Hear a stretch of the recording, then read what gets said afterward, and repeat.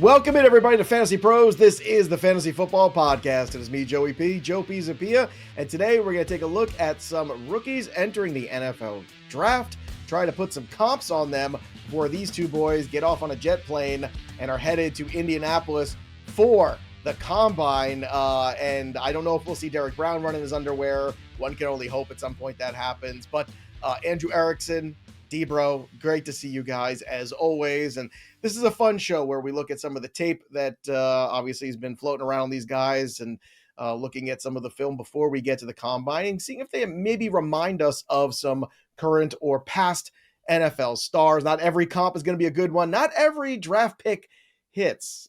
Just ask the Carolina Panthers, the Tennessee Titans. The list goes on and on. New England Patriots. Hey, easy there, killer. Don't get off to such a tough start here today. It's a new regime here. But today we're going to give you some names, try to give you an idea if you don't watch any college football before you get into rookie drafts or even a redraft, how to approach some of these guys and what their careers might potentially look like. We're going to start with the quarterbacks, and we're going to start with a guy who is rumored to be maybe the first or even second overall pick. It's Cam Ward. And, I understand this year the quarterback class is getting a lot of heat. It doesn't look like the same kind of quarterback classes that we've been used to the last couple of years. Some guys that might have been maybe third or fourth or even fifth in some previous classes might have been first this year. But regardless, Cam Ward seems like at least the consensus. He's got a lot of the right tools. Obviously, a pretty good career there in Florida. So, D-Bro, give me a comp on Cam Ward if you have one. So Cam Ward is a very polarizing player, at least for me, because there's a wide range of how he plays from down to down, game to game. Some moments you're like, this guy's a top 5 NFL quarterback. He's lacing throws into the second level. He's making wow plays and he looks like Superman. And then some parts of games, he doesn't. He's all over the place. He's erratic. He can hold the ball for too long. And that leads me to my comp, Joey, because I think it embodies both parts, the bipolarism of Cam Ward's play at times, and that's Jordan Love.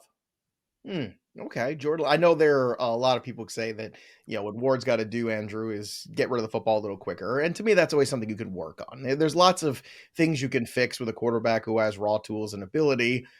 Jordan Love, interesting comparison. A guy who also took a little bit of time waiting in the pressure cooker before he came out ready to play. So, Andrew, when you look at Cam Ward, who do you see? It's funny because as D-Bro was describing his comp for Cam Ward, because I don't know what his comps are. He doesn't know mine. Yeah, we haven't shared any of these. We're flying in blind. So I was ready for him to steal mine. So this is a you show me yours, I'll show you mine kind of scenario today on the show? We are going to be staying in the Airbnb for... Yeah, I was fixing to say, foreshadowing to the Combine, sir. Wow. Now I regret not going. So, and I think I'm actually going to quote D-Bro from the Dynasty show where I think that he talked about how, I think this was you that said this. It was either you or the guest, or maybe Seth. So Ward never saw a tight window he thought he couldn't make. That was me. Throw the ball into. Yeah, so that was D-Bro. And that's Jameis Winston for me. I mean, like the full experience where he's got the gunslinger. He's going to throw the ball into any tight window that he thinks that he can hit. Sometimes it's going to be an amazing touchdown throw. Other times it's going to be a pick six going the other way. So I think that there's a reason why he is super polarizing because people recognize the upside. We see with Jameis Winston. When Jameis Winston's playing well, we're all looking back thinking, why isn't this guy starting quarterback? And then you have the implosion games where he's turning the ball over like a madman. And you're like, oh, yeah, that's why he doesn't have a job and why he can't play more than 10 games in an NFL season. So I think that's where the Cam Ward conversation comes with some of these teams at the top saying, hey, we love the upside, but if this guy implodes, then we're all getting fired. So that's a scenario that teams have to recognize, especially when it comes to a team like the Giants where, well, we're going to get fired anyway. So do we take on that risk versus a player like a Sanders, who I think is a little bit safer as a prospect, but the Ward I think has the higher ceiling of the two. Speaking of the Giants and Shedeur Sanders, I mean, Brian Daboll is, pretty much like his shadow, I feel like. Wherever you see Shedeur Sanders, I see Brian Daboll kind of looking around, hey man, how's it going? You guys are so good out there. Boy, oh boy, I sure do love your tape. Maybe it's a smokescreen, maybe it's not. We'll find out in a few months here. But while we're looking at Shedeur Sanders, another guy too, Colorado, obviously playing for his dad. We've seen a lot of him on some big stages and a lot of big moments here. But again, a prospect that I think is not quite to the level where you're looking at some of the guys that came into the league just last year. Like you're talking about Kaleb Williams and Jaden Daniels and Drake May. I don't see either of these two quarterbacks. And I agree with the consensus, which I don't always, but I agree in this sense that I don't think these guys really measure up quite well enough. But if you were to put that measuring stick to Shedeur Sanders, who does he remind you of, Andrew? For me, it's Baker Mayfield. Just going back to Baker Mayfield coming out of Oklahoma, what was his calling card? Accuracy. He's just a hyper accurate quarterback, and that's what I think is one of Sanders' best skills. Is he knows how to get the ball to his wide receivers. His 72% career completion rate at Colorado, so 2 years in the FBS, it's first all time since 1956 among college quarterbacks. The guy can get the ball to his playmakers, and that's what Mayfield did. And I think that they operate similar in the pocket, not players that are going to, oh no, he's taking off and running. Like, what do we do? But hey, this guy can maneuver in the pocket and he can boogie when he needs to. So Baker Mayfield's my comp. All right, Baker Mayfield, interesting one. Shedeur Sanders for you, D-Bro. Any reminiscent players from the past that you might be able to comp him to for our audience? Man, there's so many guys when I watch Shedeur's game that like you see the high end moments for, and I agree with Erickson. Like you want to say, okay, the quarterbacks, what are their superpowers? For Sanders, it's his IQ, it's his ball placement, it's his freaking accuracy, and he has the arm strength. I'm going to throw this out here too. He has the arm strength to make every throw, so I'm not worried about that. I honestly think Sanders takes something off the ball at times to make these tight window throws, or he's prioritizing accuracy over velocity at times, just with enough to get it there. And that kind of leads me to my comp because I love the acumen of this guy, basically like from setting protections, what he does as far as the upstairs part of the game. And it's Brock Purdy, man. I think that he could be the best version of Brock Purdy where he's not a rusher, but he's mobile enough. He's very composed in the pocket, and his accuracy is off the freaking charts and how he sees the field. Okay, interesting comps there for Shedeur Sanders.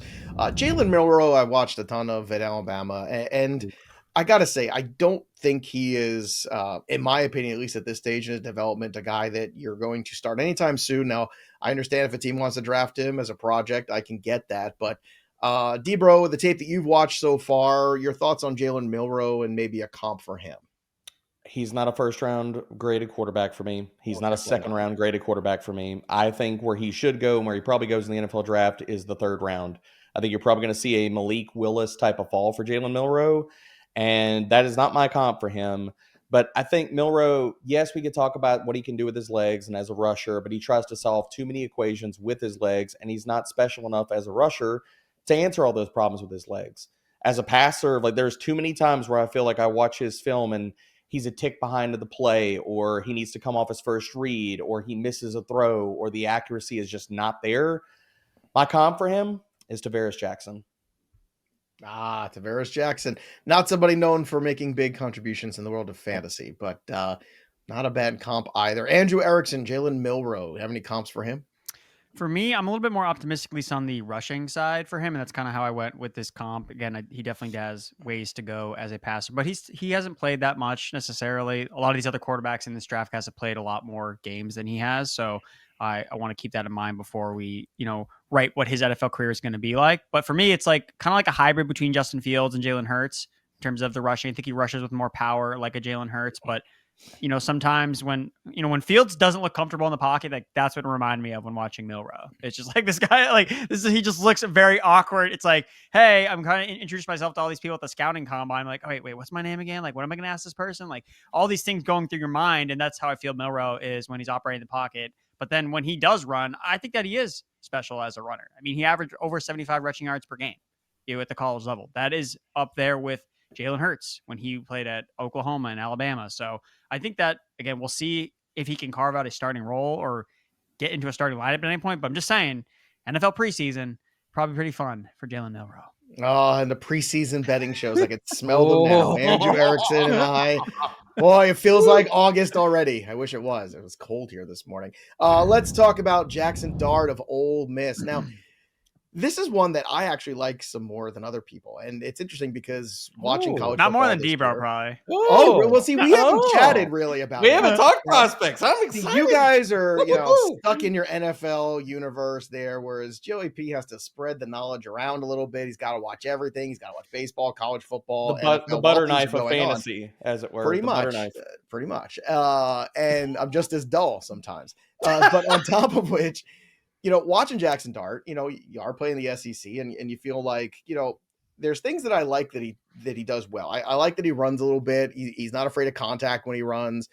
He reminds me a little of, I mean, this might be an older comp for you guys, I don't know, but a little Jeff Garcia in him. But Jeff Garcia was kind of a tough quarterback who, was not a highly rated quarterback necessarily coming out of college, but kind of grinded his way to become an NFL starter and had a pretty good career with the 49ers there, led them through some playoffs, and then, had a second leg to his career too. That would be my comp on him as far as style, because people forget Garcia liked to run a little bit. Garcia was not afraid of contact, and Garcia was a guy that could really switch his feet up, sit in the pocket, make some good throws. That would be my comp for those people who are, old like me, who remember him. D-Bro, give me a comp for Jaxson Dart, since you're the apparently high on him like I am. Again, he's not a first-round grad quarterback to me, but an interesting project quarterback that if he landed in the right spot with the right coach, right offensive line, I think it could be a decent future. So I do think that he's a first-round prospect. Okay. I have a first-round grade on him. Wow. He was a really hard player to comp for me because I saw shades, and I'm not going to, and I did not land on this as a comp because I want people to keep expectations realistic here for Jaxson Dart. He is not this player, but as a passer, there were so many similarities when I turned on his film to Jaden Daniels last year. He's extremely accurate in the short and intermediate, lacing second level throws, layering them, cool, calm, collected in the pocket. Where he shines, guys, is down the field. His deep ball is absolutely freaking fantastic. And what he adds as a runner, like, he's going to be an opportunistic scrambler in the NFL. I don't think he's a guy where you're dialing up like 5 to 6 QB runs a freaking week on, but can he run to a Bo Nix level? Yes, absolutely. I think so. So my comp, I want people to really understand it. This comp is maybe not going to perk a lot of ears up and get people super, super excited, but he's been in the range of a top 12 quarterback for fantasy. He did run a 4.5 when he came out, so he is more athletic than you think. My comp is Geno Smith. Yeah, that's a pretty good one too, skill set wise. I don't hate that. I don't hate that at all. And like Geno Smith, it just goes to show you, if you end up in the wrong scenario, things can go poorly for you. Yep. If you end up in the right coaching in the right scenario, things can be better. Andrew Erickson, what are your thoughts on Jaxson Dart?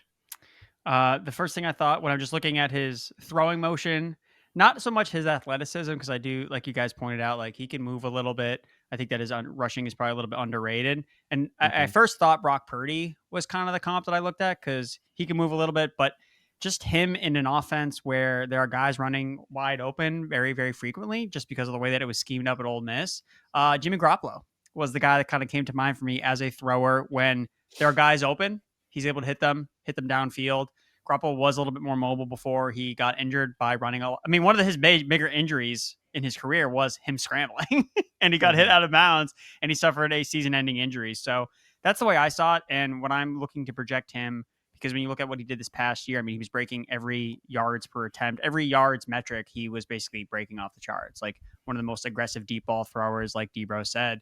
And I am interested to see how it will translate to the NFL level. I still think that the arm talent is very apparent when you watch him play. But to me, it's like, hey, if he ends up going to a 49ers, Kyle Shanahan's, Sean McVay type of offensive system, I think that he could really thrive in a way we've kind of seen with Brock Purdy. I think he's a little, like, he's far more athletically, I would say, gifted and aggressive than Brock Purdy. I think Brock Purdy's a little measure. You watch Jaxson Dart play like that. I forget who it was. It was one of the goal line situations there where he's running the ball in there and he's running it on the edge, and he takes a shot and he gets up and he's just like talking crap to the guy. He takes his helmet off and he's bleeding. It's just like, that's not a Brock Purdy moment, but you love that in your quarterback. You don't see it very often. So like a hyper aggressive version of Brock Purdy, yeah, I could see. But in terms of like his attitude, man, he's a little ferocious here. D-Bro, you had one more thing to say about Jaxson Dart too. Well, I know we both love him. I just want to put this out there for everybody that has not tuned into the draft show. He is my QB2 of this class over Cam Ward, just to put frame this. Wow. I thought I was high on him, and then I talked to you, so this is good. What'd you think of that Garcia? I mean, Andrew, do you know who Jeff Garcia is? I know you. Yeah, he was on Backyard Football, wasn't he? Backyard. There you go. Okay. But D-Bro, you get what I'm saying. Like Garcia. No, I see the mobility because he was underrated as but far aggressive. As like being yes, he was an aggressive quarterback, and he's extremely accurate too. Extremely accurate, aggressive quarterback, mobile, wasn't afraid of contact. It was an era where there was a lot more contact than there is now, especially on the quarterback. Some good stuff there. Let's get to the running backs. Before we do, about some free stuff, we're giving away a signed Mike Evans helmet. And if you want a chance to win this signed Mike Evans Buccaneers helmet for free, courtesy of our friends at pristineauction.com, all you need to do is head over to fantasypros.com/contest, complete the form, and either download the Fantasy Pros My Playbook app, leave a review of the podcast, or follow us on X, on Instagram, or TikTok at Fantasy Pros. The more actions you complete, the more entries you'll receive, and we'll be announcing the winner right here on the podcast. So if you're watching on YouTube, be sure to subscribe and turn on those notifications so that you can be alerted when new episodes are up and you can claim your prize. Let's start with the RBs. Ashton Jeanty. Ooh, he good at football. I enjoy the Ashton Jeanty, man. He just stands back there in the backfield like he's not even awake. I love it. He's just standing there, just no ready stance. No, he's just ready to go. Erickson, when you have great players like this, sometimes I think the biggest compliment is when you can't comp them. I've kind of struggled a little bit with Jeanty, to be honest with you. Bogman, I know, threw a comp on him when we were talking a few weeks ago. I'm curious what yours is. Yeah, so it's interesting because whenever we have a really good player at a position, it's like, you know what? And I don't, hopefully I'm not stealing Debro's comp. People will just say, oh, LaDainian Tomlinson. Like, that's who he is. He's like the best running back. That is my comp. Okay. Yep, that is my comp. Oh, I mean, that's pretty high. And praise. I think, and we'll talk about it, but I think he deserves every bit of that comp. No, but I did try to dig a little bit deeper than LaDainian Tomlinson. So I went with D'Angelo Williams. That's who I saw when I watched Jeanty play. Just a player that, again, similar to Tomlinson. I mean, Williams, when he got opportunities to be a bell cow, whether it was Carolina or Pittsburgh, the guy could do it all. Catch passes, break tackles, and that's what Jeanty, again, according to Football Insights, Jeanty, collegiate career, highest missed tackle rate, force per touch at 39%, and he's breaking tackles in every which way. He's got speed, he's got power. The reason why he's viewed as a top 5 player overall in this draft class and will be a guy we're talking about and drafting very highly in season-long fantasy. Tomlinson's a high praise. I don't think it's out of the world. I don't think it's out of the question at all. Debro, that's actually your comp for him. So let's talk about it. I mean, I always hate that too. I try to not go to Hall of Famers when you're comping guys necessarily, unless you see somebody really jumps off the chart. But this guy is so special. When we were doing the Bijan Robinson stuff, I remember on an early show a couple of years ago, I comped him to Edgerrin James. That's how I felt like he played. And it was funny. NFL Network, a couple weeks later, all of a sudden was picking up and made a graphic about him and Edgerrin James. I thought that was really interesting. Somebody must be watching the show over there. Debro, talk about the comparison between LaDainian and Ashton Jeanty. I think people, and I've heard this noise out there, people trying to bump him down a little bit and saying he's not a generational talent. I'm going to push back hard against that. He absolutely, unequivocally is. For a player that over the last 2 seasons, this guy has finished no worse than 3rd in the freaking nation in yards after contact per attempt and elusive rating. And the reason that I go to the LaDainian Tomlinson part of this is I think that his abilities in the passing game can get unlocked to a further level in the NFL. Because if you look at even 2023 versus 2024, he was used creatively in 2023. Like, this guy had an 18.3% slot or out wide rate in 2023 that dropped off to less than 3% in 2024. But as a receiver, he's freaking awesome, man. Like, he's got smooth hips. They can put him out wide. He can run slants and he can get open. Like, he's got good body control. Like, that's where I think the upside is with Jeanty for a player. Again, 2023, top 2 in receiving grade and yards per route run. He's every bit of the awesome player that people have talked about. He's going to be legendary, dude. He's awesome. Bogman called him Lil Marshawn, and I think that's probably a good one there because, you're talking about like the great running backs of all time, and you talk about some of these guys. Marshawn Lynch is certainly a name that I think a lot of people who love football love Marshawn Lynch, but he's talking about like the power and also the speed, but also, again, you talking about the contact and the yards after contact. That was what Marshawn Lynch was known for. So I think the little Marshawn one's a good one. LaDainian's high praise. We'll see how he throws. How's he in terms of throwing passes? That's what we got to find out. LT threw some touchdowns. It's a good call. Back in the day. That's a thing. LT, special athlete right there. Let's go to TreVeyon Henderson, Debro, another running back that a lot of scouts are very high on. I'm not sure what your take is on him, but do you have a comp of who he reminds you of? I do, and I've gone back and forth on TreVeyon Henderson because I think he is a very tough player to comp because small package, lightning in a bottle, but I think he runs with an underrated power and nastiness to him, man. Like, he will run over people. He will drop his shoulder and run over dudes and has no problem about it, but then he can sit here and hit home runs, and he has the speed to just break off these long runs consistently. The guy that, and once I heard this comp, I could not unsee it. So I'm going to own it that I'm stealing this. Clinton Portis. That's my comp. That's a very high praise as well. Clinton He's Portis, really freaking good, man. Clinton Portis just shy of 10,000 career rushing yards. I mean, if we have a career like that for TreVeyon Henderson, that's going to be a good scenario. And it's really interesting too, because you are looking at, last year, kind of the renaissance of the running back position, Andrew, Mm-hmm. and, teams with all these young quarterbacks playing, they realize, oh, wait, we need to support with a run game if we're going to be effective. You saw what Henry did last year. You saw obviously what Saquon did last year, even Josh Jacobs. I mean, some of these veteran running backs making big impacts, and some of these rookies starting to pop too. And it seems like this class is going to be much better than last year's running back class. So TreVeyon Henderson for you, who's the remind me of? I'm going with, so when I think about running backs with great long speed, explosive, strong chops in the receiving game, my mind only goes to one specific running back, D-Bros, RB1 in 2023, Mr. Tony Pollard. That's who I think when I watch TreVeyon Henderson play. And I don't know, it's just his explosiveness, the way that he's smooth, fluid as a receiver. I don't know if he's going to be a bell cow workhorse at the next level, but whatever offense he's going to be on, I know that he's been mocked to, I think Daniel Jeremiah had a mock where he was going to the Vikings, and you could just see him in that offense in that Aaron Jones role where it's like, oh, turn back the page in Aaron Jones like 5 years ago. It's like, oh man, this offense is cooking with Henderson. So even if he's not getting a ton, 20 plus carries or touches in a game, he's going to be really efficient on the receiving, on the rushing side. So very excited about him.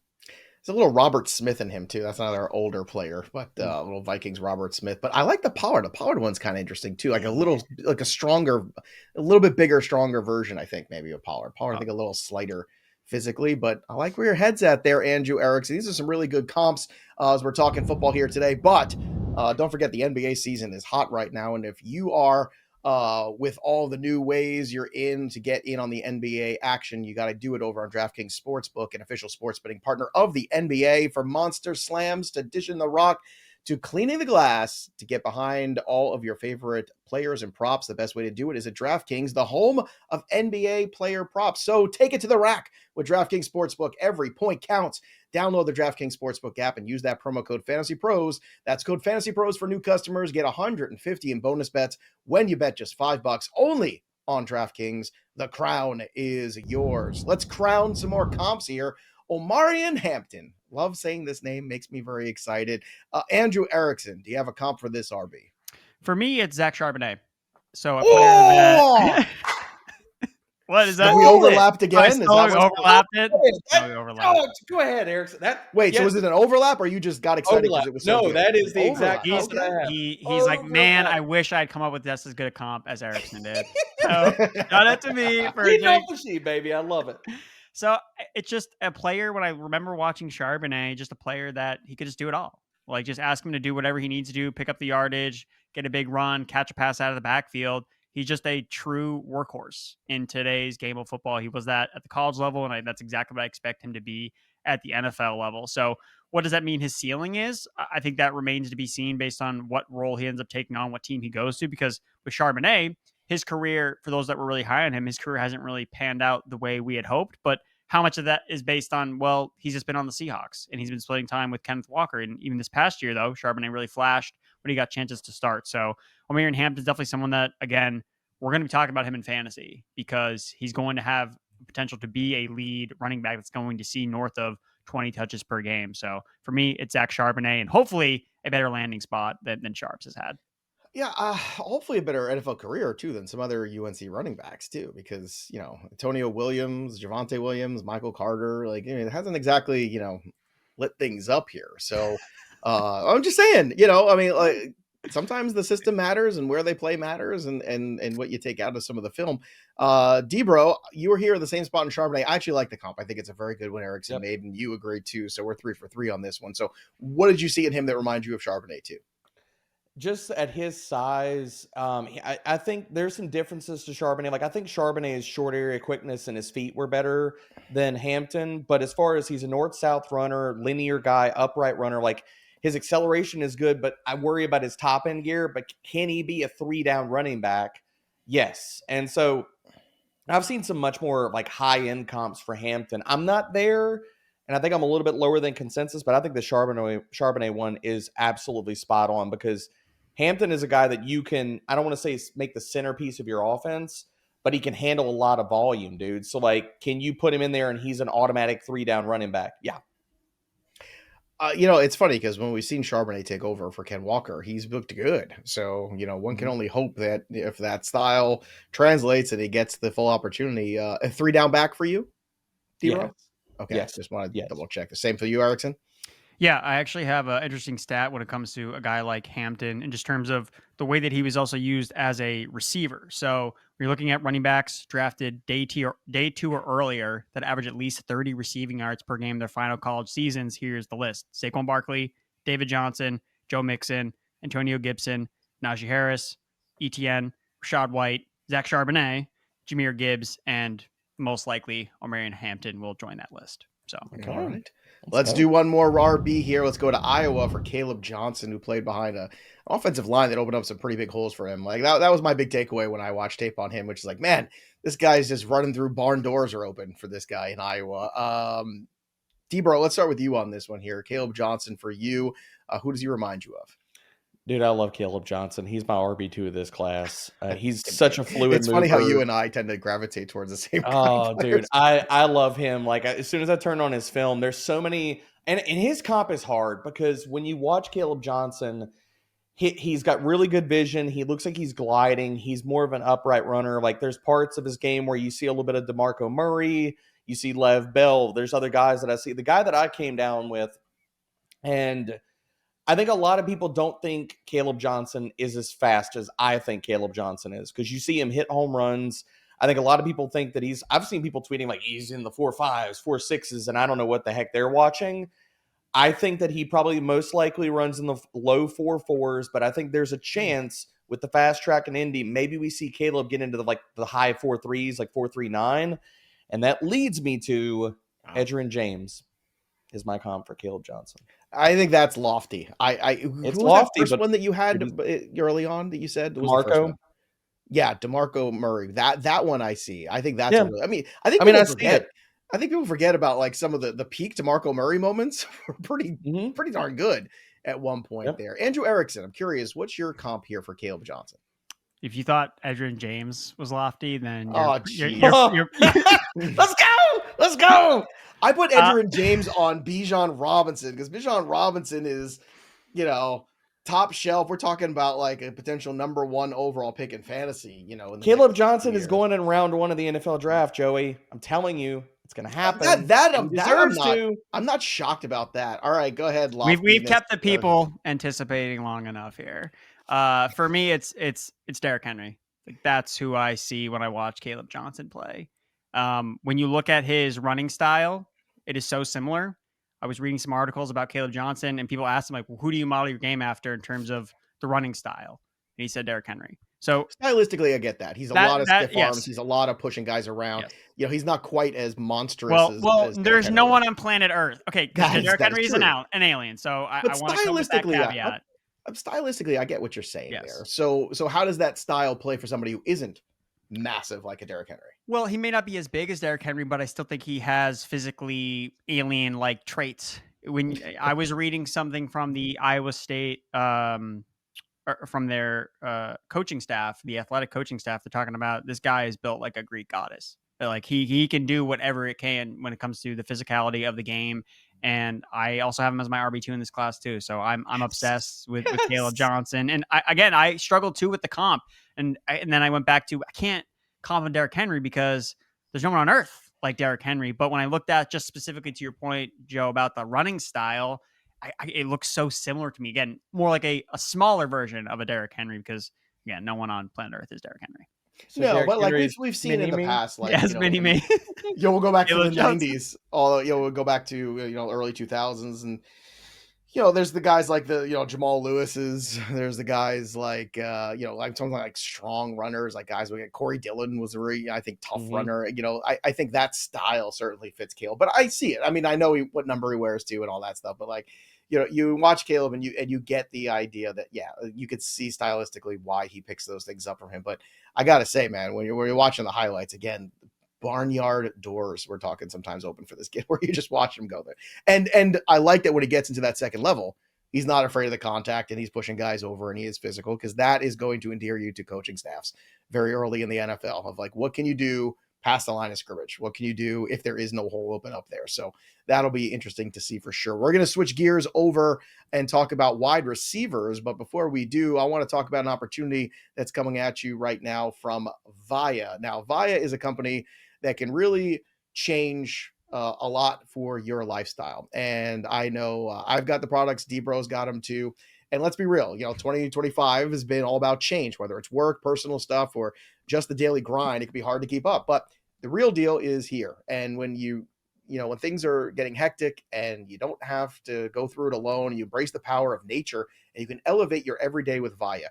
Trusted by over 500,000 happy customers, Vaya is the Swiss Army knife of wellness, dedicated to harnessing the natural benefits of hemp to create high-quality wellness products, whether you're looking to improve your sleep, your focus, your recovery, or add a little bit of pep to your step, or just get a little bit of a high on life. Vaya has something for you. So with products ranging from 0 to 100 milligrams of THC, Vaya gives you the power to blaze your own trail. Vaya is well-renowned for their award-winning THC and THC-free gummies, the THC flower soothing tropicals and calming drops, all crafted with the highest quality hemp sourced from trusted, independently owned American farmers. And the best way to also experience Vaya is to understand that it legally ships nearly all 50 states in the U.S. discreetly in a package directly to your door, so you don't have to worry about leaving your house to get it. So remember, if you're 21 or over, go ahead and find the link in the description to the show, get your 15% off, and get your Vaya delivered to your home today. All right, let's get to the wide receivers. And, obviously the wide receiver pool, that's something we're very excited about as fantasy nerds. And I'm sure everybody watching is as well. Tetairoa McMillan, the first guy we're going to talk about. Some call him T-Mac, some call him Tet. I'm going to use his full name, his given name here today, because I practiced saying it for the last couple months just to make sure I say it correctly. So, this is what we're going to do now. So I'll make it easy for you, D-Bro. T-Mac, I don't want to get you, any problems on the show here. Mr. McMillan, sir. Mr. McMillan. That's Mr. McMillan. The Arizona Wildcats, big wide receiver. Obviously, had a big senior year. Obviously, a wide receiver that I think a lot of scouts are very excited about. So the stats are obviously there. What's the comp, though, for him? I think Tet McMillan, Mr. McMillan, is a plug-and-play, airdrop him into an offense, alpha X receiver, the way that he's also been able to move across the formation. The last 2 years, and this is the big thing for McMillan, you can just ask him to go out there and route dudes up, like win versus zone, win versus man. Over the last 2 years, he's been top 10 in yards per route run against man coverage in both seasons. A guy that big should not be able to move with the start-stop ability that Tet McMillan has. My comp is Drake London with better yak. I knew it, because that's mine too. I was like, if I see Drake London, there ain't no way that Derek Carr is not going to see Drake London. Mr. McMillan. But I mean, it's very similar. The style in which they play, the physical type of the player too. And it just sucks that, the first 2 years of Drake London's career, he just had no quarterback play whatsoever. I mean, we could argue even the first 3 years of Drake London's career if we really want to get into it. So I like that. I am right on there with you. Andrew Erickson, is there a comp for you for Mr. McMillan that you'd like to share with the class? Yes, I do have a comp because it was on the show sheet and it was required that I have. I don't have Drake London though, so you guys won't like my comp. Mine is Courtland Sutton because, and this is really more Courtland Sutton before all the ACL injuries, and because when he was coming out of SMU, he was what Drake London is. Like, he was a yards after the catch savant. Like, he was a beast, and we saw some of that explosiveness come away. But when I think who can be a red zone threat, who can be a vertical threat when he's operating at the or near peak of his powers, I think Courtland Sutton. So that's my comp. I'll throw another one for the old hats watching the show today. How about a little Andre Reed action of the Buffalo Bills? That's the guy he reminds me of a little bit there. Andre Reed, another guy who he was a great player. Andrew definitely doesn't know who that is. He's in the Hall of Fame. He's got a gold jacket, my friend. Wait, did he win any Super Bowls? No, he did not. No, he did not. It's okay. Bills Mafia getting shade. Yeah, the comments are going to be great on this one. Neither did T.O., so it's okay. He was also Buffalo Bill. But Andre Reed, another guy who could just go out there and get it at any moment there. Had some incredible seasons with Jim Kelly. So what's your hopeful landing spot for him? Give me a team, Debro, for McMillan. Dude, the landing spot I like, and I think this happens that a lot of people don't like, send him to Dallas, dude. I want him to run Oppo, CeeDee Lamb. I think so too. They did this. They did this before with Amari Cooper and CeeDee. Do it again with Ted and CeeDee. I hate agreeing with you so much. It's really, it's the worst. Erickson, did you have like a hopeful landing spot for him? Just out of curiosity. Just not the Patriots. I don't want them to draft around one receiver. I don't want them to ruin someone's career. Just don't ruin anyone's careers. Draft not Ted, not T-Mac, not Mike Vrabel would never. It's okay. Not Tetairoa. None of those. All right, let's talk about Luther Burden III. Andrew Erickson, what's your comp for this young wide receiver? The yards after the catch is so evident. All the underneath targets that he gets and then rips off big game. It's Deebo Samuel. That's who I saw it. I didn't have to watch a lot of Luther Burden to kind of come to that conclusion. He's just like when I think yards after the catch, the first guy I think of is always Deebo Samuel, and just a player that when he gets the ball in his hands, that's what the offense is designed to do. And then you will watch him make plays. So I know he wasn't as good this past year as he was in 2023, but if you put him again, Deebo is going to be gone from the 49ers. I don't know if they're going to draft another wide receiver, but it would be really fun to see him in one of these types of offenses where, hey, we need to get the ball in this guy's hands. So Deebo for me. I think the Deebo comp is a really good one, Andrew Erickson. Derek Brown, can you top that? Because I don't know. That's a pretty good one. I like mine, and I think I'm going to go in the Wayback Machine here, boys. Erickson might not know who this is, but I know that you will, Joey, and a lot of our viewers. A player that was before his time, if he would have been drafted in this iteration of the NFL, you'd be seeing a lot of similar Luther Burden talk, which Luther Burden, he's quick twitch for days, man. It's all there's a ton of manufactured stuff. They use him in motion, a lot of screens, a lot of handoffs. Then where I came down with my comp is a team could utilize him in both the run game like Deebo, but he's also an extremely good punt returner. Like in 2022. I'll give you a guess. In 2022 as a punt returner, this dude was 8th in the nation in return average. Joey, you get one guess. Who is it? Are you going to say Percy Harvin? No, but you're on the same wavelength. I don't get a guess. That's not fair. Go ahead. Well, Erickson, I don't know if you're old enough to have a guess. You're going to name somebody from 2015. You said Time Machine, so my mind immediately went to Wayne Corbett. Time Machine. Okay. Is that the guy? Good guess, but not it. My comp for Luther Burden is Peter Warrick. Oh, okay. All right. Yep. There you go. Before their times. There you go. I don't know that. Yeah, Warrick Dunn? Erickson. Is that what you're talking about? No! Dunn, he knows. It's worth a Google. He was really good at this thing called football, Erickson. By the way, did you see that Percy Harvin interview from a couple weeks ago? I don't know what. Maybe it was even longer. But he was talking about he never played a game where he wasn't high. I didn't see that. It was the most amazing thing. He was talking about like from high school all the way through the pros. He goes, never. He's like, not ever. There wasn't ever a game where I played where I did not. Like, see some wild interviews. Go watch some stuff with Lawrence Taylor. That's some. But that, you know, what's funny though. But Percy Harvin, again, you drop him in this version of the NFL, very different career. I think. I mean, questionable choices clearly for Percy Harvin, but this is a different version of the NFL. It isn't a version of the NFL that loves Ohio State wide receivers. Emeka Egbuka, the next one to come through. Now, some people have said that he is not quite at the same level of some of the guys that we've seen in recent years. That's been kind of floating out there a little bit on him. But Erickson, for you, Egbuka reminds you of which player?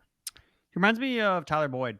And I don't mean that to be a knock on Egbuka, because you look at Tyler Boyd's career, you don't think, oh, this guy was a superstar. And I know that a lot of our comps are more of the higher end, but I just think I'm kind of looking at what's the worst case scenario with Egbuka. It would be like a Tyler Boyd-esque player where just a really smooth, reliable slot receiver that no one's going to be surprised if he goes out and catches 100 passes, goes over 1,000 yards, and is the model of consistency. I mean, we're talking about all these Ohio State wide receivers. You know who had more catches than all of them? Egbuka. 205 catches, almost 3,000 receiving yards, 24. I mean, he was there the entire time. So I know that the attention's always been on these other guys. We're waiting for Marvin Harrison, Smith and Jigba, Wilson, Olave, and Egbuka's kind of been there in the background. But I mean, he's really good. Like, he's a really good player. And I know that people get knocked on for being quote unquote slot merchants, but that's how you score fantasy points. It's a really easy way to score fantasy points. So if he's a slot merchant, sign me up. Like, he can succeed. I'll take that for days, especially in the right offense. I think that's the key, right? You've got to end up in the best offense in order to kind of reach that level. Like guys like the Emmanuel Sanders of the world, guys who just kind of live there and just, gave you some fantasy points on the cheap. Debro, do you have a comp for Egbuka? I do. And send this man in the first round to the Chargers, the Texans, or the Rams. I love this guy. He's honestly, it's not even close. I think there's a really good case to be made that he's the best route runner in this class.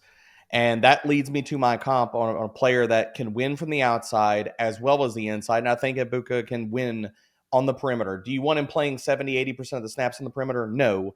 But I think he walks into the NFL and he could be a high volume receiver from day one. He's faster Keenan Allen. That's my comp. Okay. Well, that's a pretty good comp. I mean, you have a career like Keenan Allen.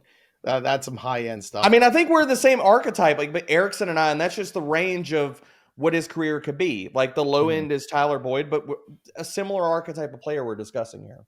All right. Let's talk about tight end here. Let's talk about my dude from Penn State, Tyler Warren. I love this guy. This guy's a football player, right? These tough guys. But look, we've seen a lot of these rookie tight ends these last couple of years. We saw Laporta. We saw Trey McBride come into the league and have success. And obviously some guy named Brock Bowers. He was pretty good too. So Tyler Warren, the latest in this grouping. So when you watch Tyler Warren, who comes to mind for you, Debro?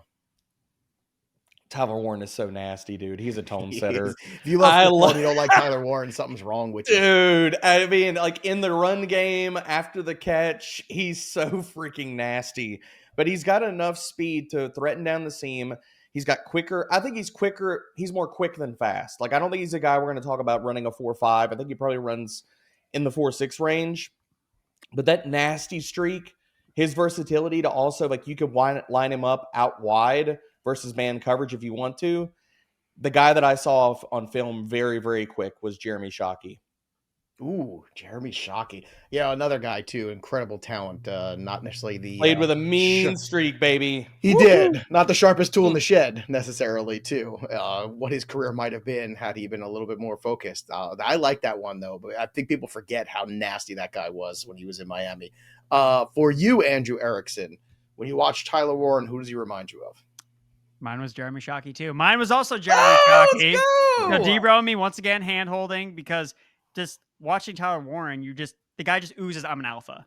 And that's all I remember about Jeremy Shockey. I had to go back and rewatch some of his highlights because when he was balling out for the Giants however long ago, I didn't know how to watch football. So I had to rewatch some of Jeremy Shockey. He's like, oh yeah, this guy was a badass. Like that's all he did was try to inflict pain on the other defenders and a swagger about him. And I see that with Tyler Warren. But I will say, the thing that I want to add to the comp is with some Taysom Hill thrown in, because this guy is throwing passes. This guy, so he's going to be drafted by the Denver Broncos. This guy, that's all we're saying. Let me tell you, I would love him with Sean Payton. I would. I mean, it's not like Sean Jimmy Graham going to trade up to Tyler Warren. Let's go. How great was Jimmy Graham at his peak with Sean Payton in that kind of offense? And Bo Nix with a tight end like that. Former Saint Jeremy Shockey. Well, I mean, we're just connected dots here. You don't see a lot of tight ends see wildcat snaps like Tyler Warren did, and that just reminded me of, well, what did they do with Taysom Hill? So it's like Taysom Hill, when he was.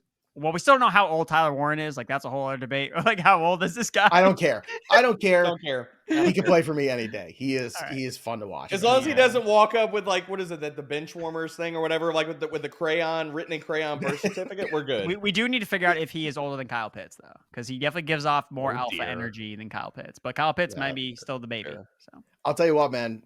Denver, sign me up for that one. I would love to see. I think that's a great spot. And the Joker, I can see the Joker memes right as it is, all over the internet. Why so serious? And it's gonna be Tyler Warren's face.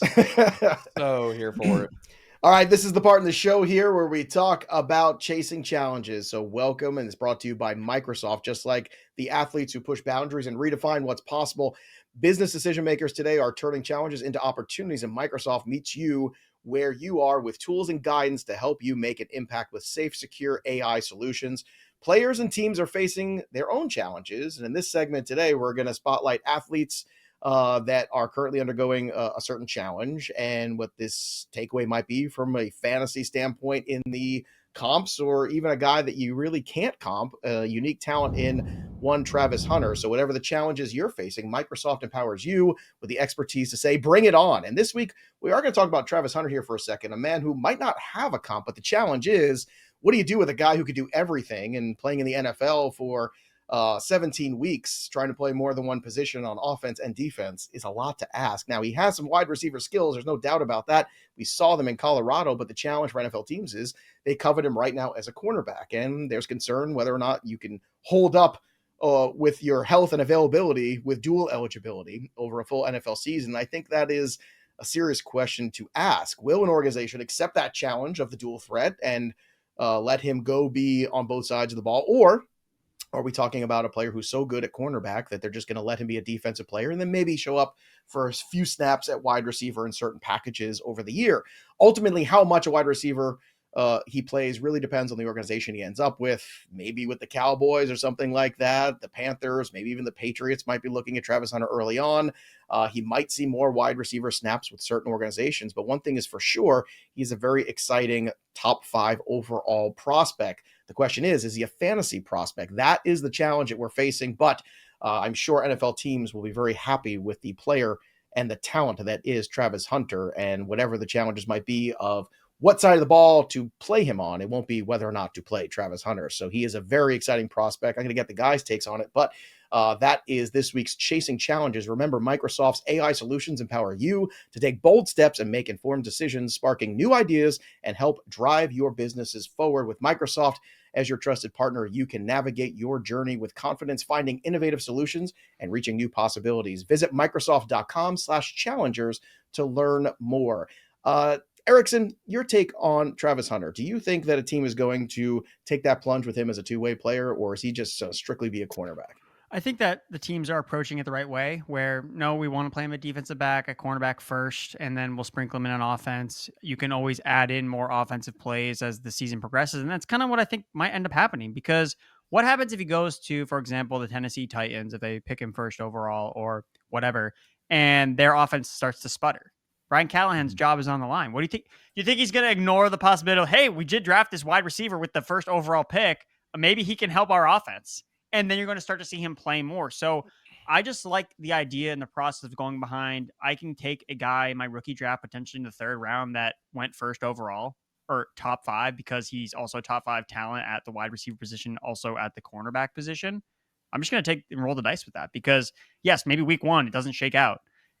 But I think that when push comes to shove, if an offensive team, they have injuries, they have offensive problems, the first thing they're going to consider is, well, we could put Travis Hunter on offense. Maybe that'll help the team generate some explosiveness, especially with these offensive-oriented head coaches. So maybe I would change my tune a little bit more if it goes to a team with a defensive head coach, where they're going to be more strict on, no, he needs to stay on the defensive side of the ball. But there's a lot of factors that, you can't consider right when he's drafted that may end up happening over the season that changes his role, and also what if they change their tune going into year 2? And now Travis Hunter, you know what? We decided we're going to play him at wide receiver in year 2. And you could have got that guy for next to nothing, and he's a top 5 talent. Those are the risks I want to take, especially in the 3rd round of rookie drafts, where I'm starting to kind of see him fall because of this concern, like you outlined, where he is only going to play defensive back, and you're not going to be able to rely on him to be a weekly wide receiver that you can use.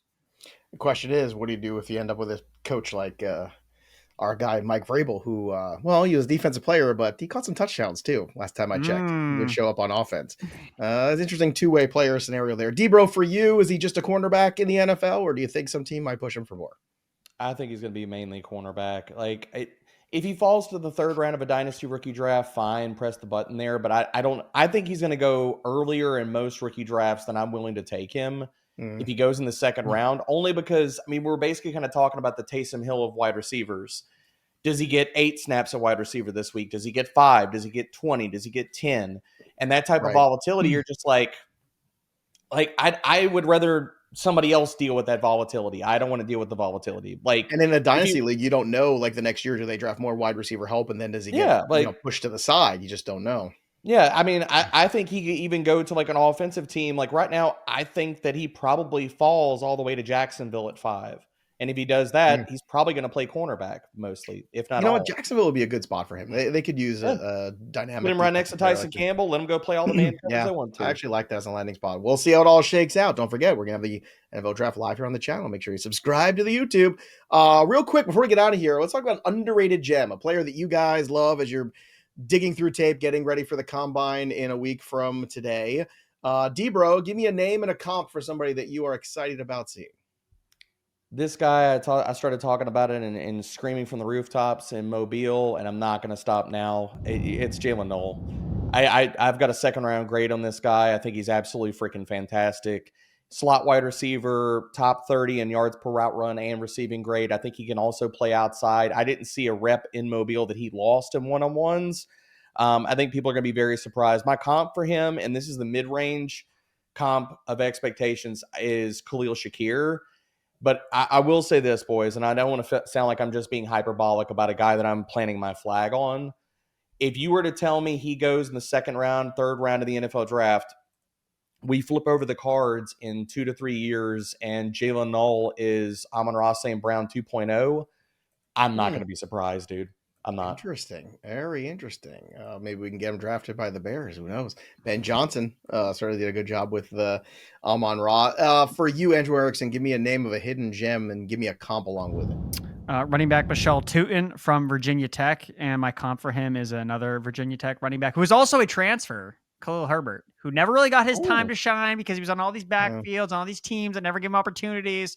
So, but I don't think that's going to be the case with Tuten. His nickname is Tugboat Tuten. This past season, he was top 6 in terms of yards after contact per attempt, breakaway run percentage. He's very explosive. He's elite acceleration. And that's what reminds you of Khalil Herbert, where he's just a player that when you watch him, he just has juice. And I love that in drafting some of these later running backs. So we know who the top guys are at running back. We know this is a very deep running back class. So even if he ends up going in on day 3, I think that he's a player that, hey, you don't need to get him that many touches to see his explosiveness. So Tugboat Tuten for me, and my comp is Khalil Herbert, except with opportunities. A tugboat with opportunities. God, it sounds like a children's story. I'm really looking forward By to Andrew Erickson, illustrated. Come on, let's by all Derek sit down Brown. on the rug, everybody. It's snack time, and we'll all watch A Tugboat with Opportunities by Andrew Erickson. Derek Brown will illustrate it, and it'll be narrated by Joe Pisapia. There you go. There you go. The audiobook coming soon. Include it with all your black books. There you go. Love it. All right, boys. I want you to have a great time at the Combine. When they come back, we're going to talk about all of the breakdowns of all the players they saw, and I'm going to get some footage, hopefully, too. It's going to be fantastic. I'm jealous. I'm excited for you guys, too. It's going to be great fun. Make sure you stay with the YouTube channel. Follow us on all the social media spots, too, because the guys are going to be out there. They're going to be tweeting. They're going to be IGing. They're going to be doing all that stuff. Blue skying, jet flying. Woo! It's going to be fantastic. There's going to be so much going on from the Combine Live, so make sure you're with us at Fantasy Pros for all of it. Make sure you're also, as Derek Brown continues to chug energy drinks, make sure you're also subscribing to the YouTube channel. Ring the bell till it goes ding for notifications too, because all that content pre, post, and during NFL Combine is going to be here with us, so don't go anywhere. That'll do it for us, but the story of the game goes on. For Andrew Erickson and Derek Brown, I'm Joey P. We'll see you next time, kids.